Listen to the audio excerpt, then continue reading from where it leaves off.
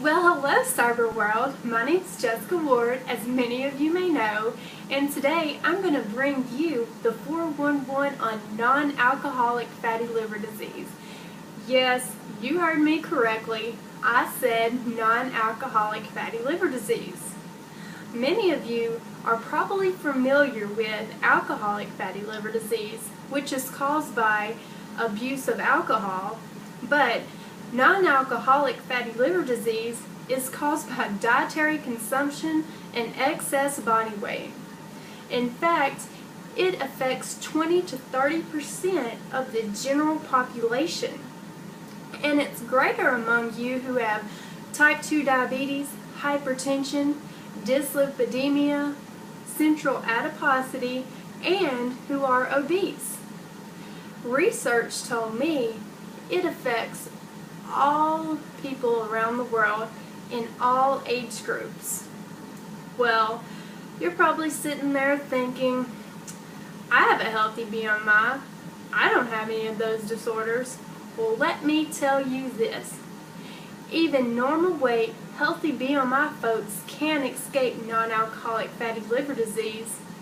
If you're a fast food, high fat, high carb loving, I hate to exercise type of person, but are still lucky enough to have a healthy BMI, you might want to get your insides checked out because they're probably screaming for help. In fact, your liver probably is getting a liposuction consultation as we speak. So, without further ado, please let me introduce one of two special guests I'm having on air today. She has done research on non-alcoholic fatty liver disease and has seen some pretty interesting stuff. Please welcome Miss Megan Rowell. Thanks. Hello. Hey, thanks for coming on air today. Thanks for having me. So, let me ask you this. Could you please describe what non-alcoholic fatty liver disease is? And what are some of the signs and symptoms that you have seen in your research?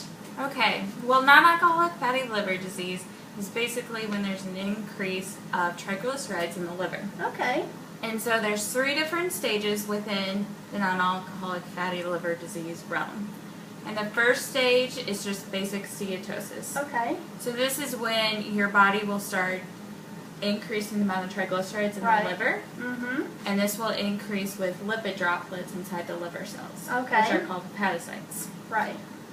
The second stage is when you have that steatosis, plus you have this increase of inflammation that occurs. Okay. And you get ballooning of hepatocytes because the lipid droplets keep going in them and Okay. they get bigger and bigger, and that ballooning leads to the next stage, which is called NASH, or non-alcoholic steatohepatitis. Wow.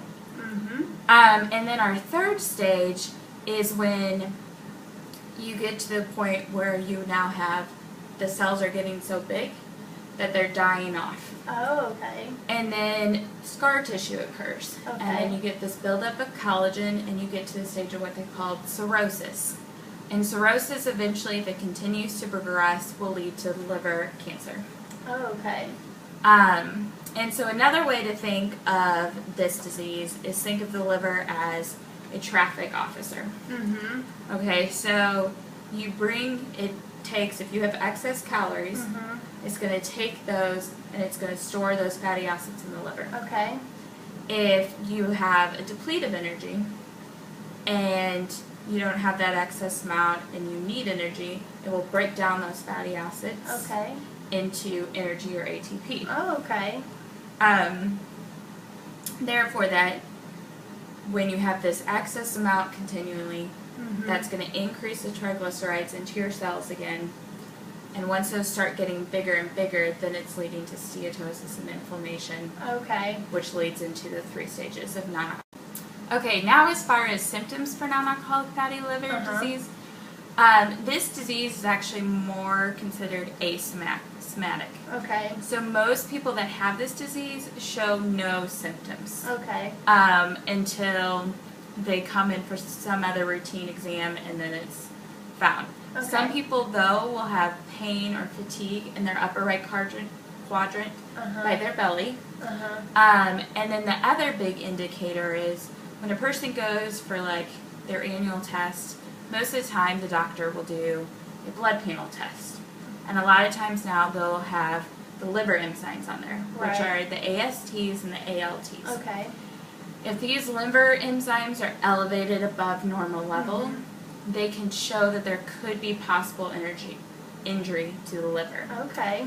So therefore, if someone comes in with elevated liver enzymes, then the doctor's going to send them and they can go get an ultrasound or an MRI or CT to see if they see any inflammation or enlarged cells in the liver. Okay.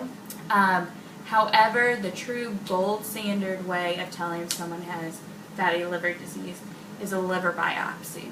So what they'll do is they'll go into a clinic or the hospital, and the doctor will take in a small needle that will pull out a very small piece of their liver. Right. They then stain it and can look on a microscope and see the actual liver cells. Okay. So they can see if they're inflamed or if there's cell death, and then that's the true way to actually determine if someone has fatty liver disease.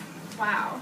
So, now, if a person doesn't treat this disorder, eventually you said it could result in cancer. Well, what does that mean for the patient? So basically with this disease, it's in a progression that occurs. There are ways now to slow that progression, but if someone continues to take in excess fats and excess calories to where they are causing their disease to progress, it is going to get to the point where it's liver cancer. It's just like when a patient has a heart attack, they kill those cells or some of that tissue in the heart. You cannot rebuild that. But unlike, with that, you get to a point where you have liver cancer, you have now started killing a lot of the cells in your liver. Your liver is a key organ in the body that is used for a variety of different functions.